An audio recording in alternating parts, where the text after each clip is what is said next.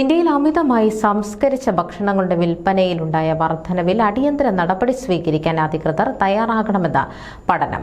The ലാൻസെറ്റിൽ പ്രസിദ്ധീകരിച്ച പഠനത്തിലാണ് ഇക്കാര്യങ്ങൾ വ്യക്തമാക്കുന്നത്.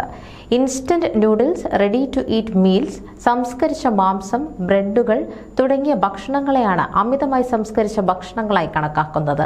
43ഓളം വിദഗ്ധർ നേതൃത്വം നൽകിയ പഠനത്തിൽ രാജ്യത്തെ തനതായ ഭക്ഷണങ്ങൾക്ക് പകരം അമിതമായി സംസ്കരിച്ച ഭക്ഷണം ഡയറ്റിൽ ഇടം പിടിക്കുന്നതായി പഠനത്തിൽ വ്യക്തമാക്കുന്നു. ഇത് പോഷകാഹാരത്തെ ബാധിക്കുകയും വിട്ടുമാറാത്ത രോഗങ്ങൾ വർദ്ധിക്കാൻ കാരണമാവുകയും ചെയ്യുമെന്ന് പഠനത്തിന് നേതൃത്വം നൽകിയ ഗവേഷകർ വ്യക്തമാക്കുന്നു. ഇവ നിയന്ത്രിക്കുന്നതിന് അടിയന്തര നടപടി സ്വീകരിക്കണമെന്ന് പഠനം ശുപാർശ ചെയ്യുന്നു. വ്യക്തിപരമായ തിരഞ്ഞെടുപ്പുകൾക്ക് മാത്രം ഭക്ഷണക്രമം മെച്ചപ്പെടുത്താൻ കഴിയില്ലെന്നും അമിതമായി സംസ്കരിച്ച ഭക്ഷണങ്ങളുടെ ലഭ്യതയും വിപണനവും കൈകാര്യം ചെയ്യേണ്ടതുണ്ടെന്നും പഠനത്തിൽ ഗവേഷകർ കൂട്ടിച്ചേർത്തു. അൾട്രാ പ്രോസസ്ഡ് ഭക്ഷണങ്ങളെയും കൊഴുപ്പും ഉപ്പും പഞ്ചസാരയും കൂടിയ ഭക്ഷണങ്ങളെയും നിയമപരമായി ലേബൽ ചെയ്യുക, പ്രേക്ഷകർ കൂടുതലുള്ള സമയങ്ങളിൽ ഇത്തരം ഭക്ഷണങ്ങളുടെ പരസ്യങ്ങൾ നിരോധിക്കുക, സ്കൂൾ പരിസരത്ത് അമിതമായി സംസ്കരിച്ച ഭക്ഷണങ്ങളുടെ വിൽപ്പന നിയന്ത്രിക്കുക എന്നീ നിർദ്ദേശങ്ങൾ പഠനം മുന്നോട്ട് വെക്കുന്നു.